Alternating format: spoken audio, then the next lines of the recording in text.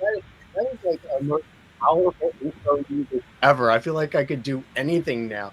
Welcome everybody to the OSINT Plus live stream here for SANS. I'm Micah Hoffman. I am the host for today. I'm the author of the SEC 487 open source intelligence class. I do a whole bunch of other things in the world of open source intelligence, like I'm the president of the OSINT Curious project and more.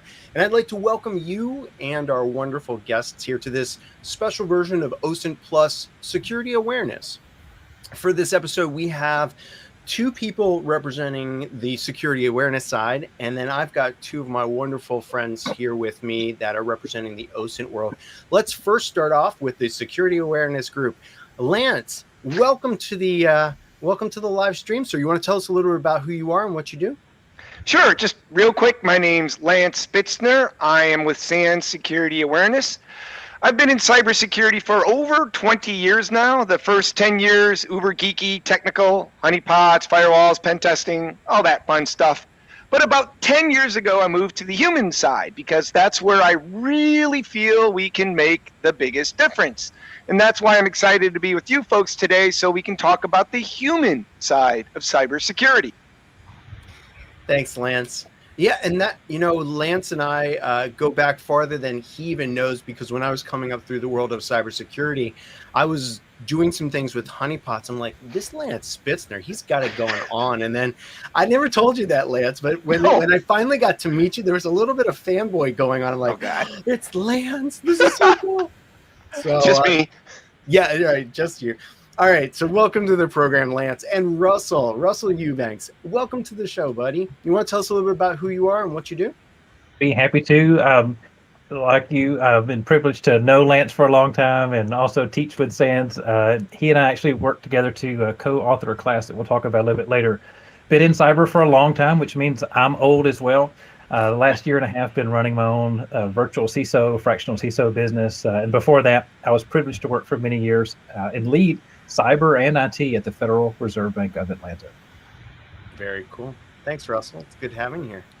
And from the OSINT side, Ritu Gill, how about you tell us a little bit about yourself? Hey guys.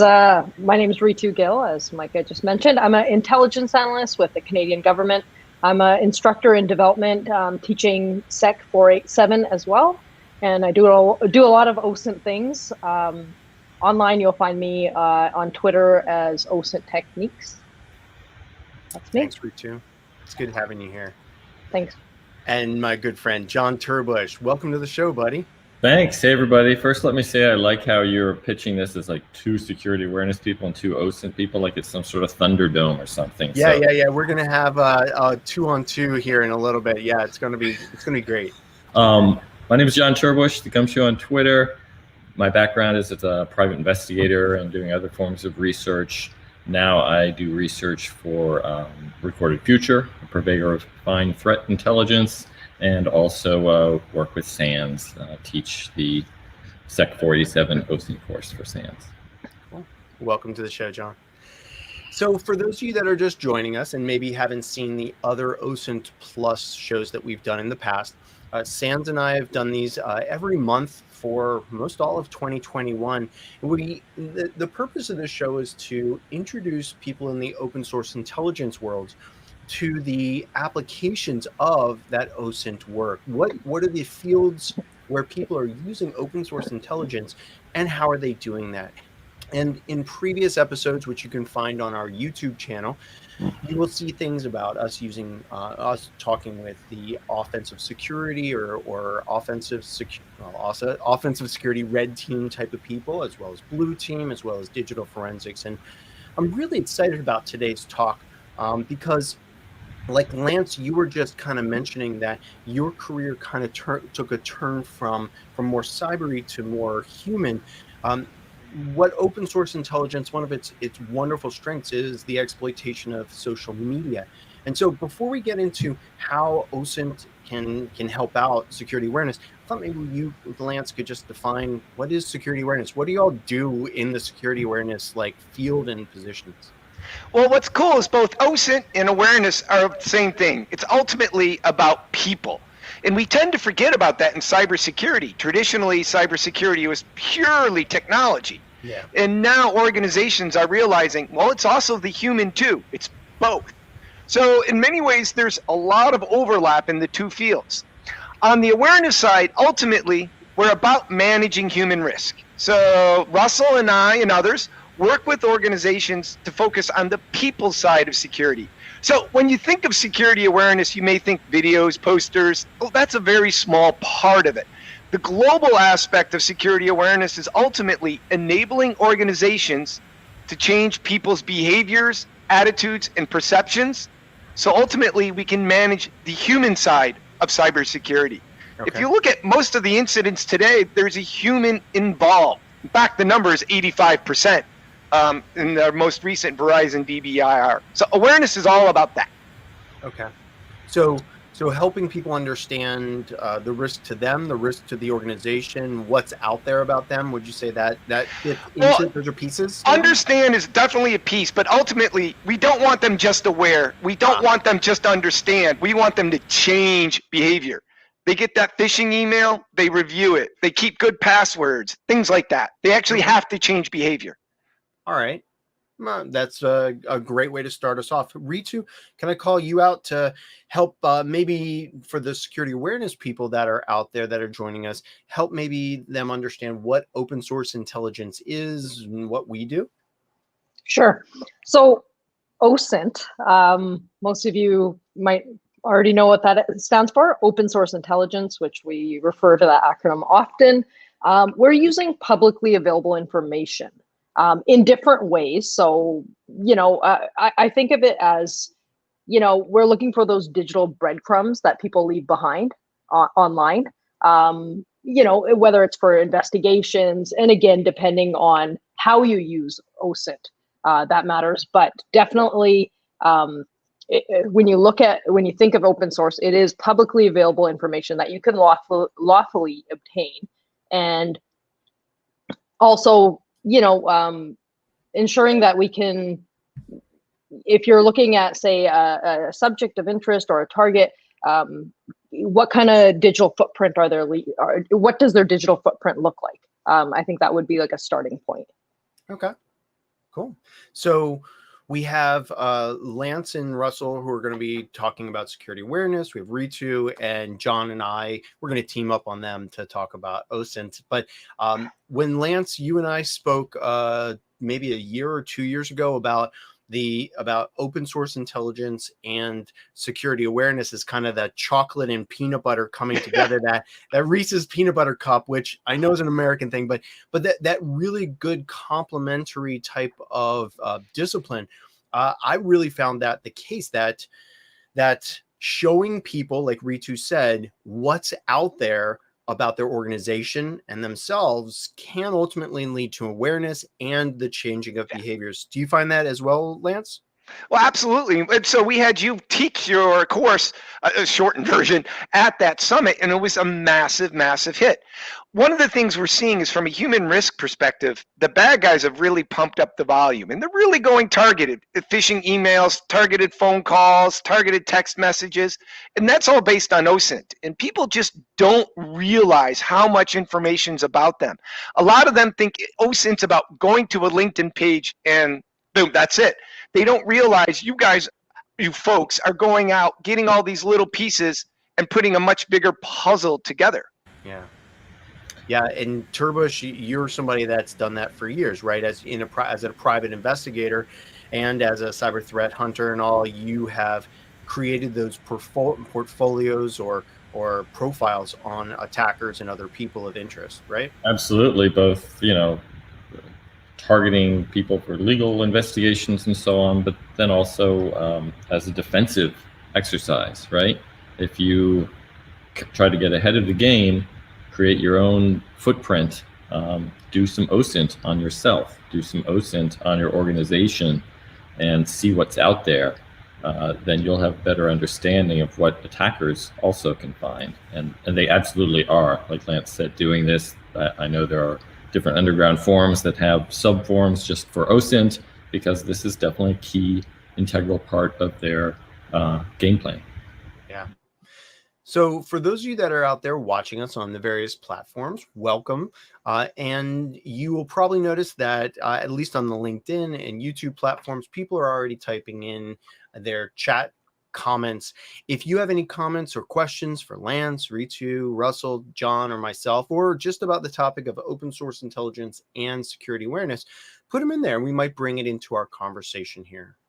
So Russell, in your introduction, you mentioned that you and Lance had developed a course, and the course is about culture, right?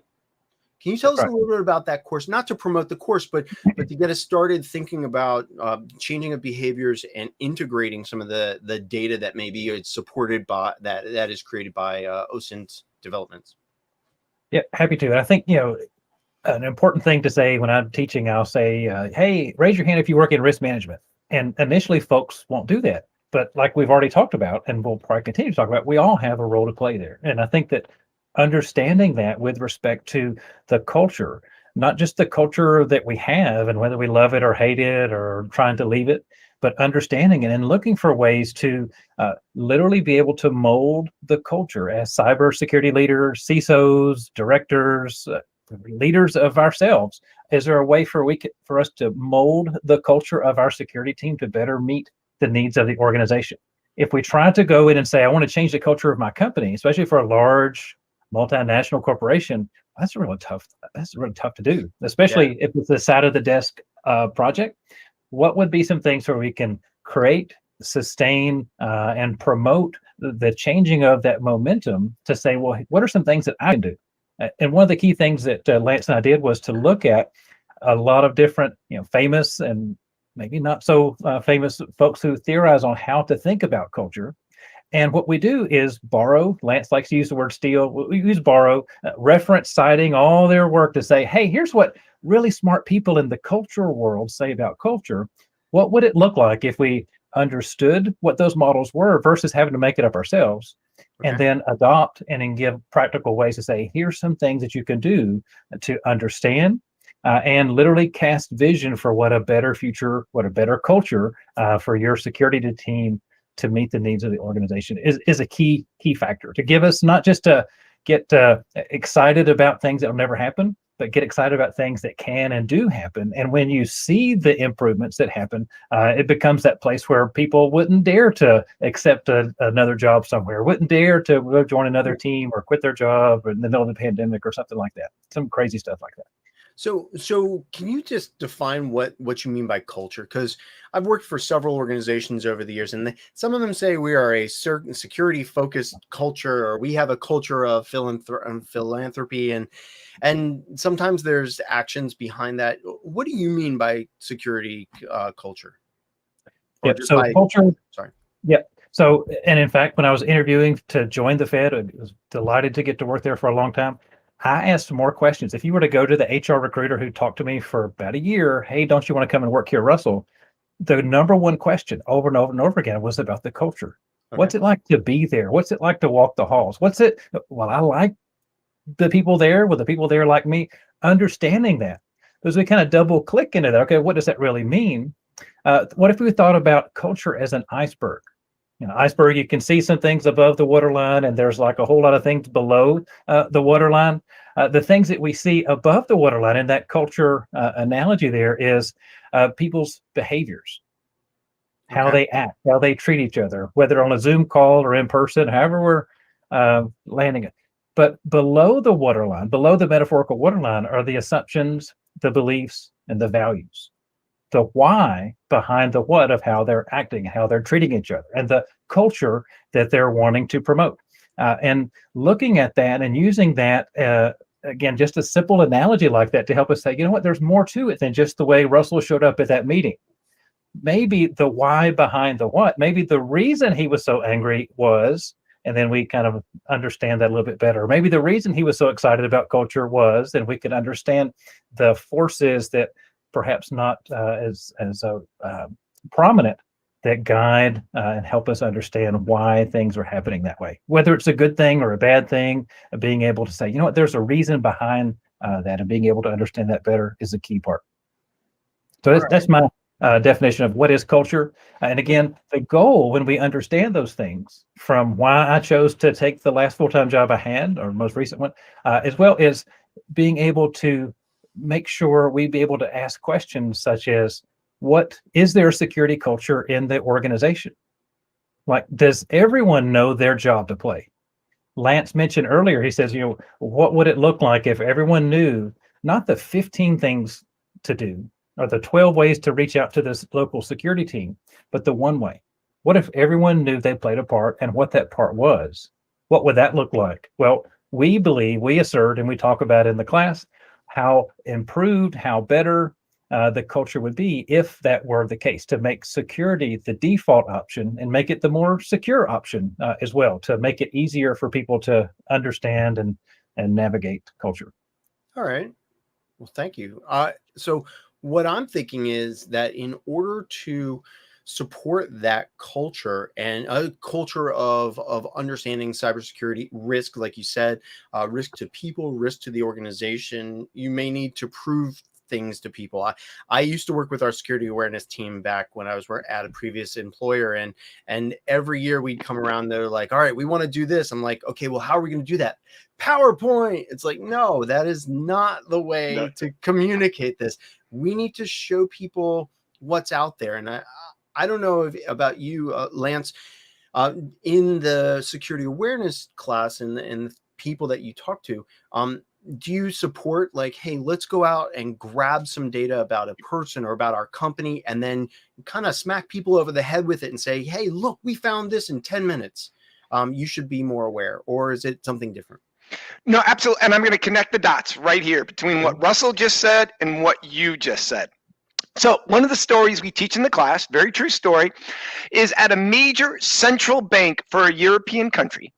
They do exactly that for the executive leadership. Central bank, highly targeted. Bad guys will do OSINT just to get you, or maybe your daughter's Gmail account, so then they can get to you, to your central bank. So what they do from a security awareness perspective, they would do one-on-one security training, but they actually went to the executive's home and did it with the executive and their spouse. This ensured it was a comfortable environment. It was personally focused. The spouses were involved because they were all targeted too. But what they did, and they called this the hook, before they went in to do the briefing on security awareness, they did, and with permission, a complete OSINT assessment of that individual and their family, and created a dossier of the individual, the executive, and their family. Okay. They go visit the executive at their home with their spouse, and before they started the briefing, they would slide that dossier they created and said, by the way, this is everything we found on the internet. Right. And then the executive and the spouse would read the dossier. They called that the hook. I call that the oh shit moment. And from that point on, they had their attention. And what's very interesting is this security team said two things happened. One, when they started doing these briefings, they were given 30 minutes to do security awareness training for these executives at home, these one-on-one, 30 minutes. The shortest one they ever had was actually 2 hours because the executives were so engaged. Two, after that OSINT briefing, the executives were so bought in that when they went back to the office, they really believed in cybersecurity, and which really impacted the culture. Their perceptions, attitudes, and beliefs were changed by that personalized OSINT assessment. And since leadership were bought in, that impacted the culture from all the way down. True story, central bank. Very cool. Now, I'm going to just dovetail with that. Ritu or John, have you ever done anything in support of security awareness, like creating that high-value target CEO, CIO type of dossier that Lance just referred to? And then if so, when you delivered it from an OSINT perspective, what was the impact of that to the organization or to the person? John, you want to start? Yeah, I've worked on a bunch of these, typically not delivering them directly perhaps to the executives involved, but maybe to the security team or the threat intelligence team at the organization that asked us to do this. And yeah, you definitely can make some real impacts, just showing that your executives are using Wi-Fi at home that has really weak encryption or things like that, that really people are like, whoa, okay, that's not good, right? Especially if they're international organizations that might be highly targeted, like Lance just discussed. These are things that a lot more organizations are doing now because they really see that is a bit of a gap or a hole where they're not really aware of what's happening. And like Lance said, you can get that awareness shift in people that aren't normally thinking so much about security. Because when you do point out something about someone that makes it really realistic to them that their security and their organization's security may be at risk, then they're more motivated to make changes. Cool. Ritu? Yeah, I've also done a number of I'll just call it risk assessments. Okay. Where I have a customer who they're like looking to secure their kind of online footprint. Sometimes they're somebody who's in the public or a CEO of a company. So I go find everything I can about that person. I provide them with a report with what I found, and then also it's interesting because almost always they're very shocked and surprised by what's located about them, whether it's old information that they forgot to delete maybe. But at the end of it, I think it's always been a positive thing where I can provide recommendations and say, hey, these are the things to help you minimize that digital footprint that's still sitting there or that's there. And, maybe they didn't do the right things to kind of lock themselves down or remove some of the information.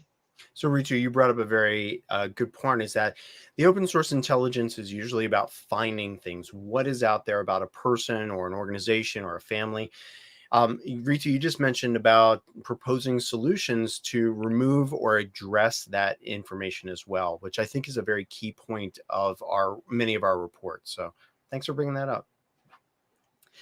Russell, when Lance was talking about those personalized type of security awareness trainings that bank did, he mentioned that they didn't just limit it to the employee, but it was the employee and their spouse as well.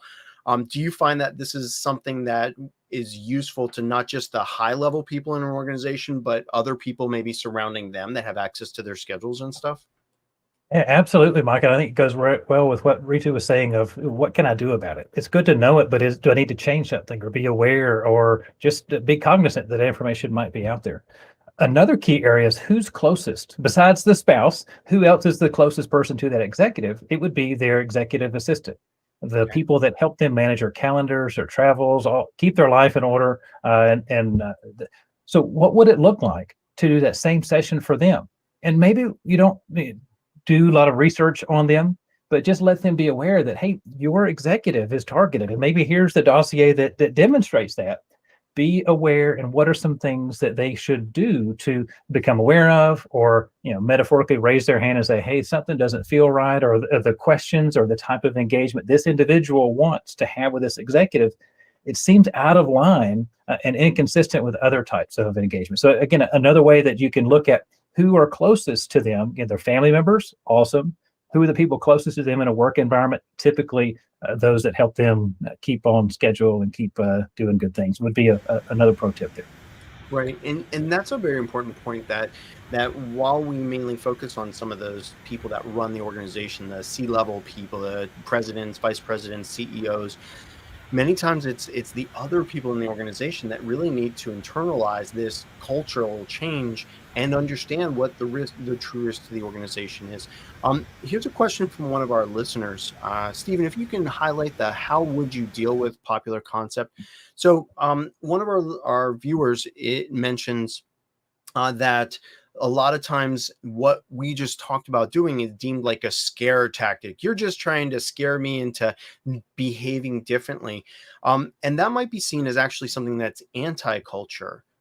What do you, Lance, it looks like you have an opinion on this. What are your thoughts about showing people the information and then trying to change behavior? Sure. So step number one, all the research, all the case studies, all the literature out there tells you if you want to change culture, if you want to change behavior, start with why. If people believe in the why, then everything else follows. I mean, there's a book by Simon Sinek called Start With Why. John Cotter's 8 Steps, ADKAR, all these change management principles. Daniel Kahneman, I can go on and on. Anyways, you want to start with why. So if you explain the threat model, the threat actor, the motivations, and how they're going to come after you, it's not a scare tactic. The key thing is you don't focus on that. So spend, maybe only 10, 20% of the time, folks, this is real. This is how they're going to come after you. This is why. But focus most of the effort on, but did you know you can stop these bad guys? It's only a few simple steps. One of the biggest problems we have with cybersecurity is it seems confusing, overwhelming, and scary to most people. So a lot give up. If you go, hey, it's not that hard, just focus on these key steps, then they'll go ahead and change behavior. So OSINT is very powerful in showing the why, but we've got to be sure we enable people. Folks, this may be who's coming after you, but you can take control and stop them by doing X. Yeah. And I think it's also important to highlight to executives, your system admins, people in finance, that they absolutely are targets, and make them aware of it, because many of them are not. Right. And, yeah, and I think if we were to just go and scare them, it would be a disservice. If we get people scared, we don't know what to do. They're confused. But like Lance said, if we say, here's what's happening out there, and here's what you can do about it. Awareness, your behavior change, call security, whatever the one step is, then we've enabled them to make a better risk-based decision, or more risk-informed decision, so that they can, again, not to scare them. And one way I think about that, every briefing I've done, like in a boardroom or senior leadership team briefing, I always get the question, and in fact, I tell people to anticipate the question. Hey, what are our peers doing? What are our peers doing? And so whether it's we want to be like them or we want to be better than them, I always get that question. I always have something prepared for that, being able to answer that question. By looking at what's happening out there from a breach report, like Lance mentioned, or reports that we've done, or assessments, being able to say, here's what we've seen, here's how we can enhance this, and here's your one thing. Here's the one thing we want you to do. We can help make that clear for those that we're privileged to work with, and ultimately want to improve the security culture in that way. Interesting. Yeah, going way back to when I first got started in cybersecurity, I was in IT, and I took my first SANS class. That was my kind of gateway into cyber, and I found that I had this amazing power to just wreak havoc, offensive havoc within my network. And I remember going back to my organization, and we had a test network, and I was like, watch the chaos I can inflict on our network. And I showed him how I hacked this and stole that. And my boss is like, that's terrible, Michael. What can we do? And I'm like, I don't know, but I know that I can do these things. And I think that was the exact point you made, Russell, is that I had the fear of, we can be hacked, without the solution of, and we can take these actions to really make a good solution in general. So that really is a critical component, right? You can have intelligence, but if you don't act on it or do something with it, what's the point? It's the same thing with security awareness. Exactly. Right. So Ritu, I just want to shift topics for just 1 second.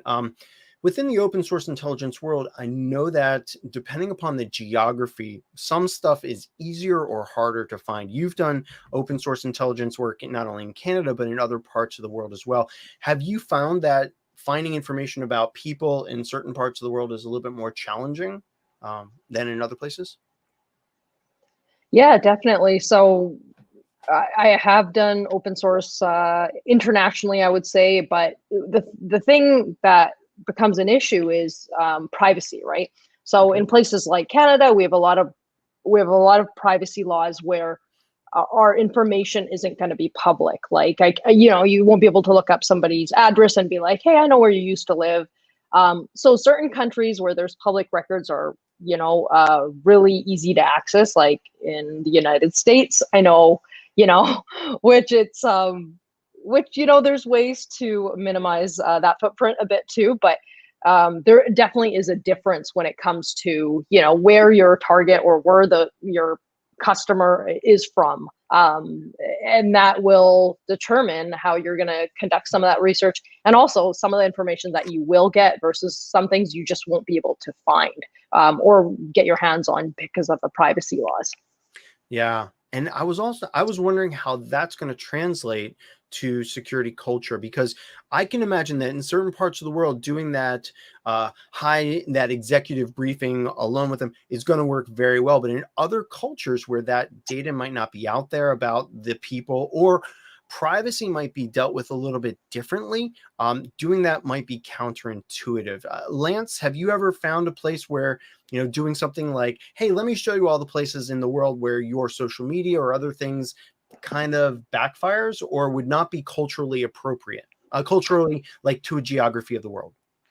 I don't think it's quite the issue you may think it is, for two reasons. One, if you're going to do an OSINT assessment, obviously we want permission.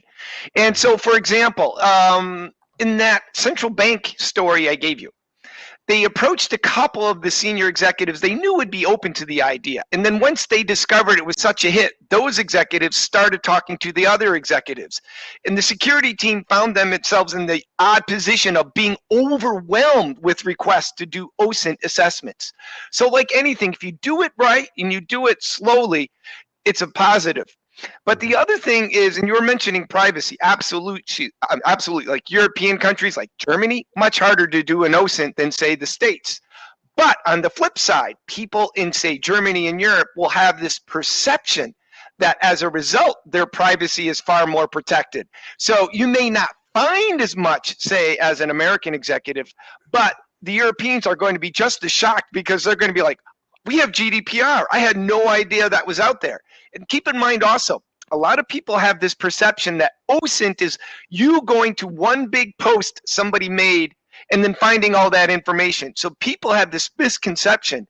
If I don't post a lot of info about myself in one spot, I'm safe, not realizing you folks are experts at picking up breadcrumbs and pieces of the puzzle and tying them all together, not realizing each of these little actions create that big picture. So I would say Europe may be a little bit harder, but they are going to have this misconception that you're not going to find anything. So anything you find will have an impact.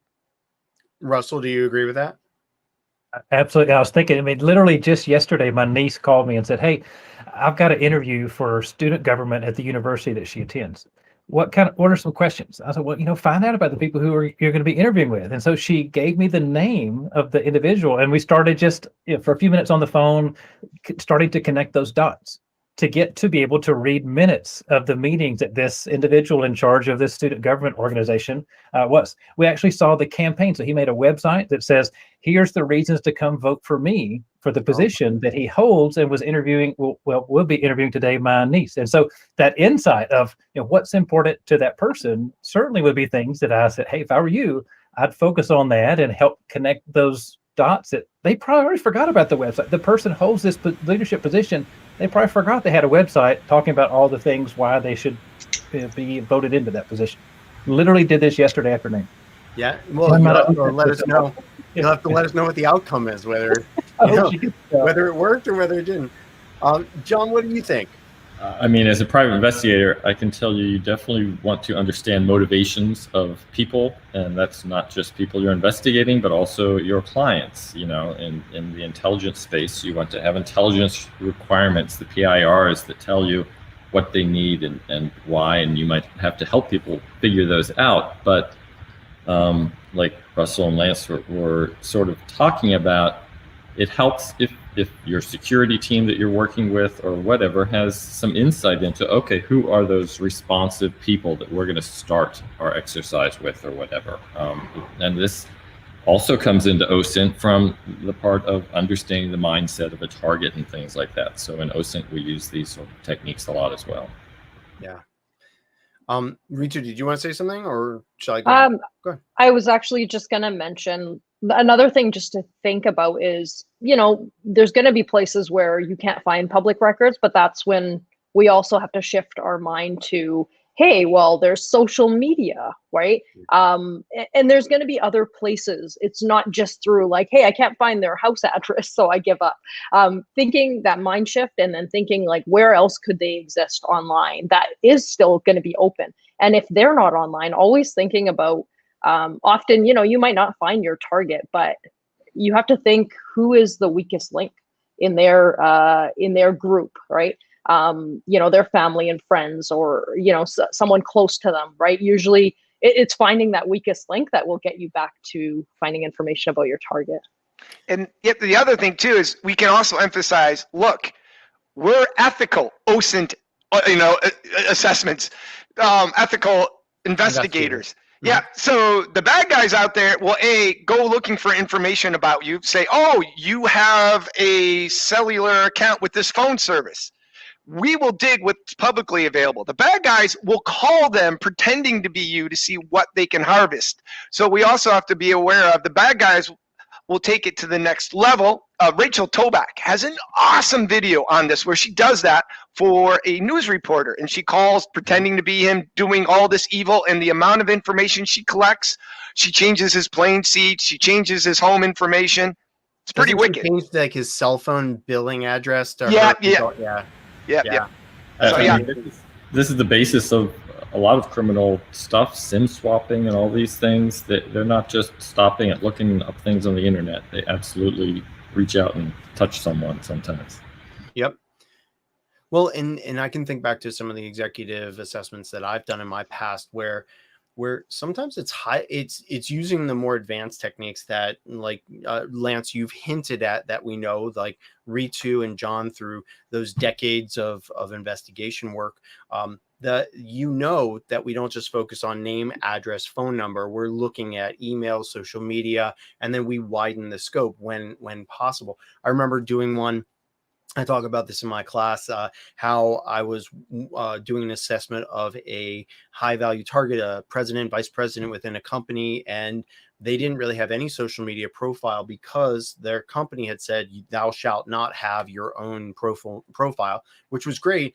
So widened the circle, found the mom, found the children, and found out that the child had an exercise account on one of the exercise tracker sites, and that every Monday through Friday, they had to go out and walk their dog, and they walked the exact same route at 3:00 in the afternoon when they got off of school. And so when I showed the parents, I'm like, hey, this is out there. Your child is, doing this walk. I didn't know that they were walking the dog, but your child is out there walking and publicly tracking this. And they're like, yeah, we needed to know that they were actually doing the walk. So we made them get this exercise app. And the parents didn't know that the app was not protecting the data. So sometimes it's a matter of identifying places to tighten things up and show them that there are more secure ways to accomplish the same goals. So interesting stuff. Let's shift a little bit. We talked about geography challenges. Let's get into a little bit of a sensitive area. What about age challenges? Do you find, I think somebody earlier in our conversation, earlier in the comments, mentioned something about different generations possibly responding better or worse to different types of information. Lance, let's start with you. Do you find that certain, and I know that we're generalizing here, we're not trying to pick on any one group of people, but I think we all can recognize that people that are coming out of college are going to react differently and have a different online profile than somebody that's been in the industry for 60 years or 50 years.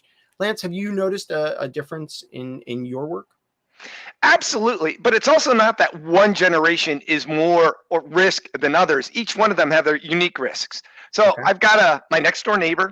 He's 74 years old. He's really big in the community, used to be, very involved, great pillar of the community. The challenge is, though, he will fall victim to anything that pops up on his computer. So, hey, your computer's infected. I mean, horrible English, dodgy phone number. He calls. So here's somebody that's not very, doesn't shop online, doesn't bank online, only uses his computer for minimal things, but at risk because anything that comes his way, he'll fall victim to. Whereas to, the YouTube, Generation X, whole millennials, not Generation X, excuse me, the whole millennial thing, they're all on TikTok, social media, posting, sharing. So they're putting a lot of information out there. far less likely to fall victim to your typical scam because they're very savvy, but they're putting so much information. I mean, the US military has a huge problem with today's enlisted soldiers all TikToking about wherever they are in the field. And that's a huge, as we know, SecOps violation, because that's an OSINT, not, OSINT. It's a gold mine for us. Gold mine, thank you. Yeah.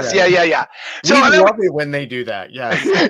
So it's, the older generation, they're putting a lot less out there, but far more likely to fall victim to anything. Okay. Young generation, far less likely to fall victim to the typical scam, but they're putting everything out there. And Russell, do you find that too?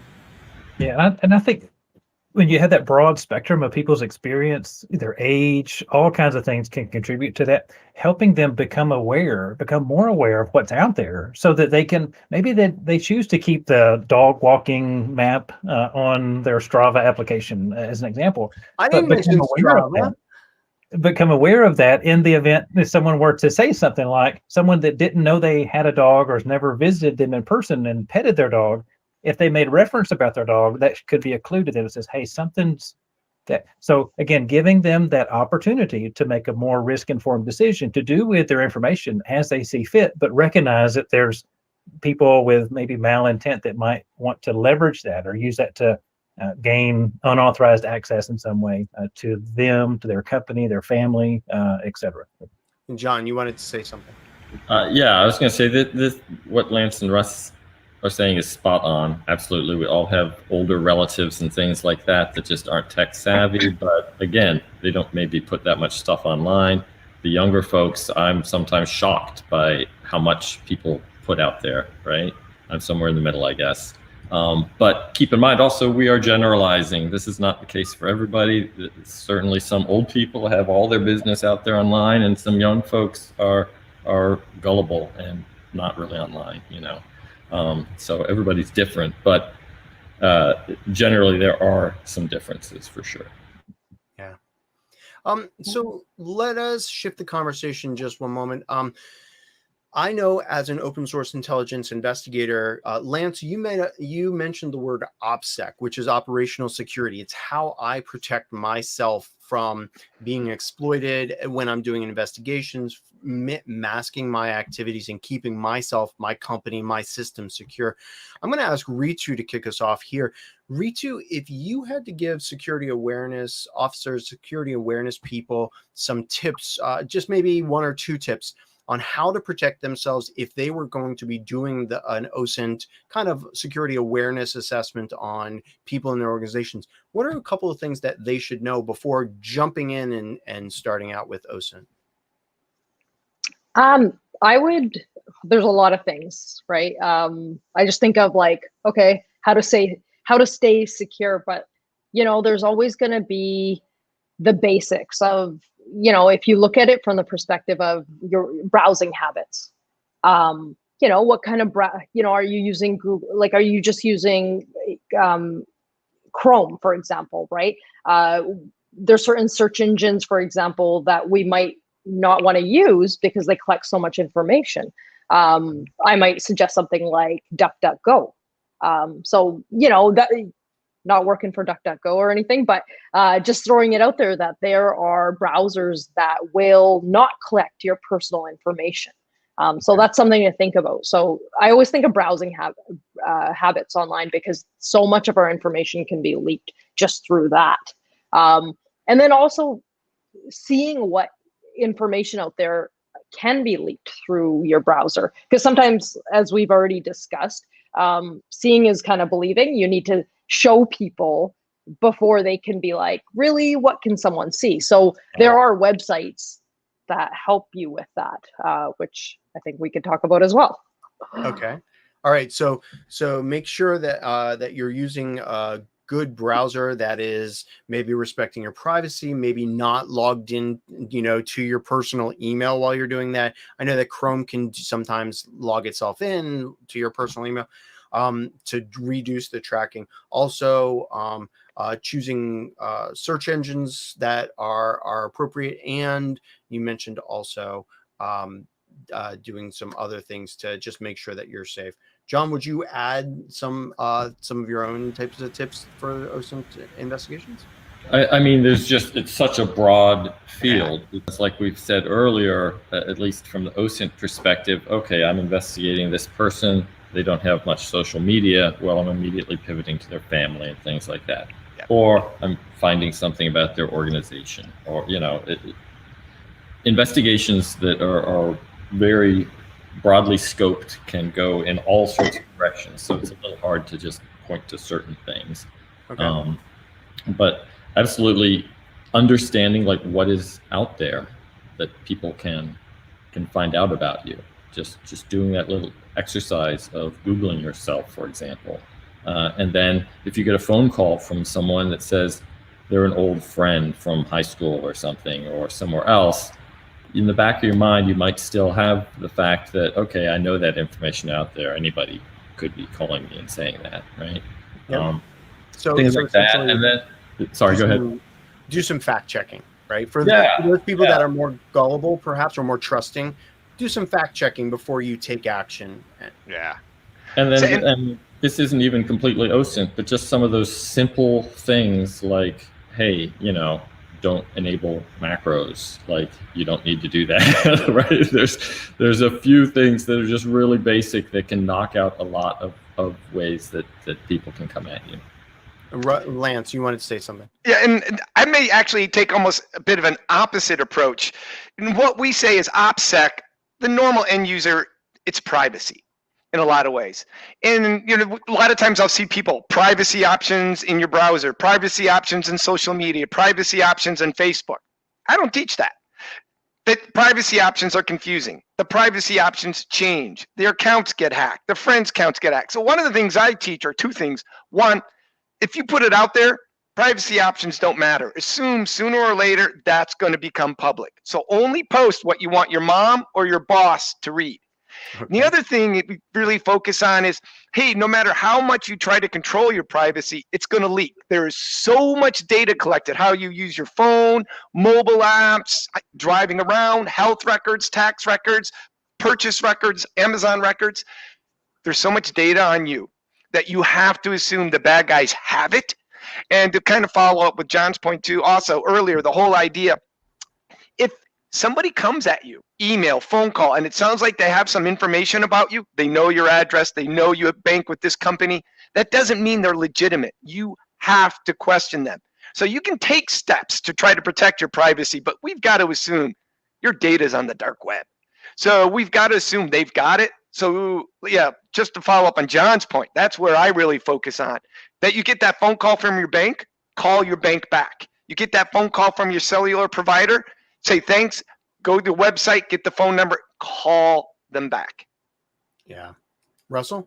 I think that really speaks to it would be a disservice to just scare people. Hey, all your stuff's out there on the dark web. They don't even know what the dark web is. Right. But like Lance is suggesting, like what John was saying, is this idea of that awareness. Act as if that were true and be surprised when it's not. I think that mentality, that view of what would it look like if that was the case? If my mama was watching me type things, I might type different things. If my wife, my kids, if they were literally looking over my shoulder, I might behave differently. Oh, okay, great. What would it look like if I assumed that information about me, my family, where I live, the dog who's literally beside me when I go take him for a walk, the information is there, and be surprised when someone says, "Oh, I didn't know you had a dog." Again, it's just a mindset shift to help me make a better decision and help my family make better decisions.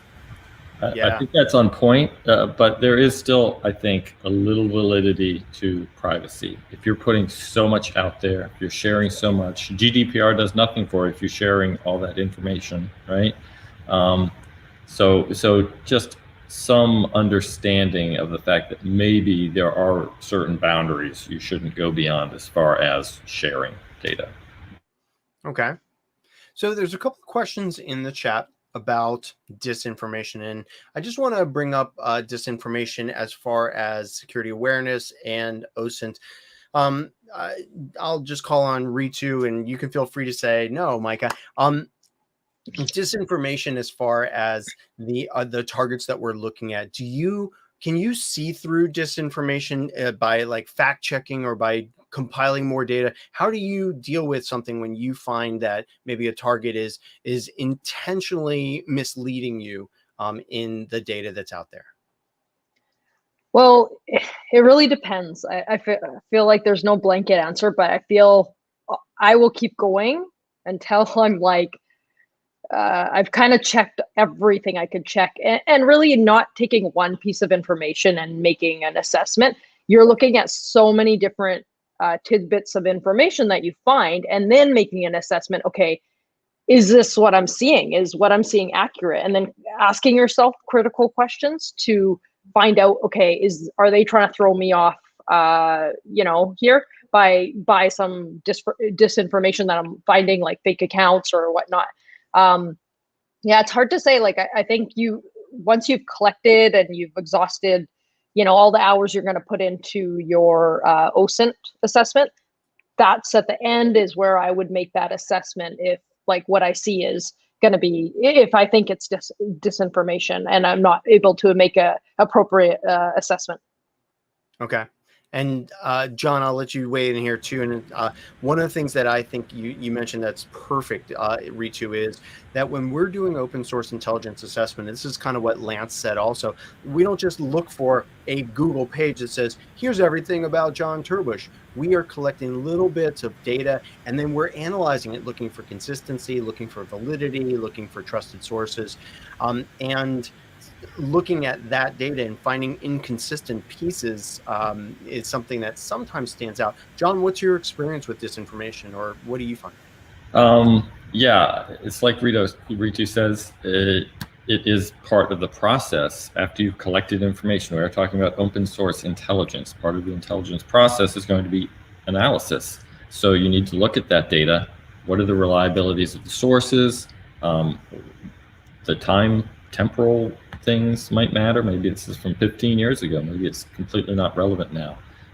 Stuff like that. You definitely need to take the data you've collected and do that analysis. Does this make sense? With the motivations of different actors involved, with what is known from other sources, does it add up? Or is it just one person saying this and it just doesn't make sense? Sometimes it's easy to spot, and sometimes it's very difficult. So there's no one silver bullet shot for this. It's just doing the hard work and figuring it out. Yeah.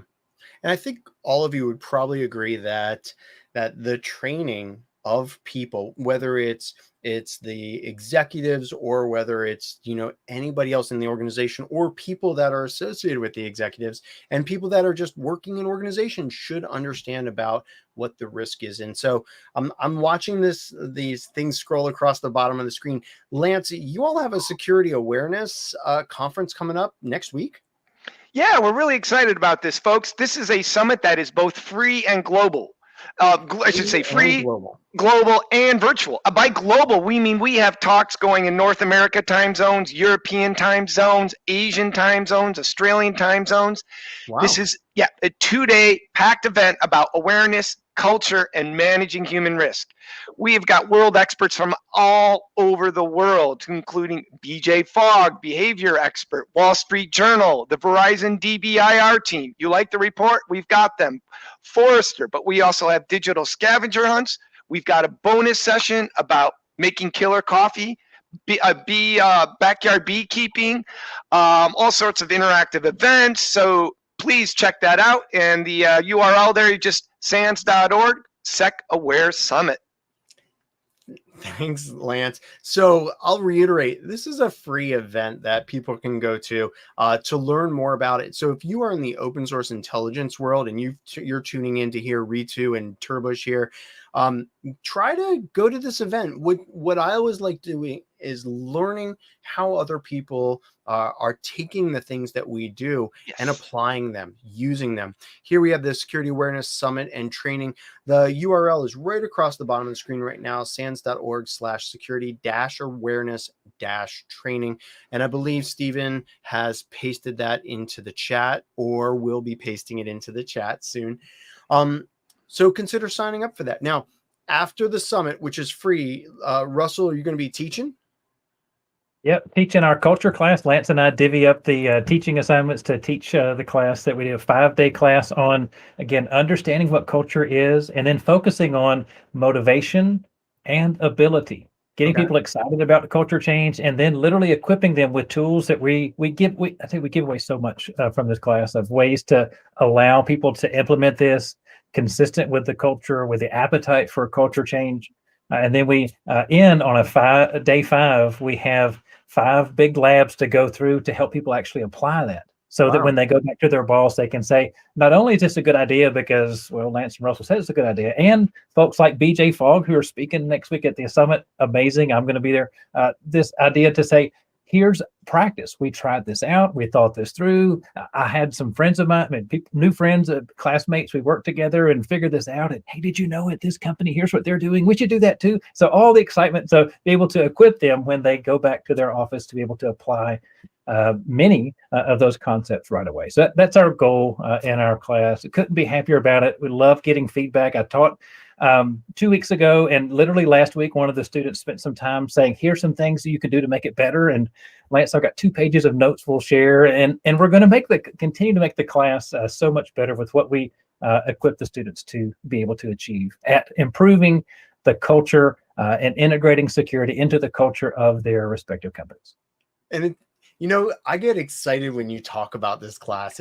I want to take this class just to spend a week with you and to hear your excitement, because ultimately that translates over to people being able to consume what you're talking about better. So very cool on that. And for those of you that like open source intelligence, I'll be teaching the SEC 487 foundational open source intelligence class at the conference virtually as well. Here's the slide on that, sans.org/sec47. We also have SEC 47 on demand and in other modalities that many people are teaching around the world. Now, Stephen, thank you for putting this up. Stephen Hart, our amazing marketing guy that is helping us run this. Thank you for helping me. Remember that tomorrow we have another free live stream for you. That's right, on the same channel that you are watching this on, in LinkedIn, on YouTube. We are going to be talking LinkedIn. Nico Dakins, Dutch OSINT guy, and I are going to be talking about tips for conducting OSINT investigations in the EU despite GDPR. So if you are somebody that has targets over in the EU, and we are going to help you find data about them. So come and join us for another hour. Tomorrow we are going to be on here as well. All right. And that kind of wraps it up. I told you it would be mostly painless. Thank you for coming, Ritu Gill. Appreciated having you on the show. Thanks for having me. Yeah, and TerBush, thank you for coming, buddy. It was a great time as always. Thank you. It was. And Russell, great to talk with you, man. This is, and like I said, I'm really excited to take your class one day. I should do the same thing. Excellent. And Lance, always good catching up with you, buddy. Thank you for coming. Thank you. And thank you out there that have been watching us either live or in the recordings. Keep up with all of our OSINT Plus episodes that we've done in the past. And I believe our next one's going to come up in either August, at the end of August, or in September. We might be taking August off since a lot of the world is on holiday. But our next one's going to be on programming and open source intelligence. Until then, everybody, stay OSINT curious and have a great day.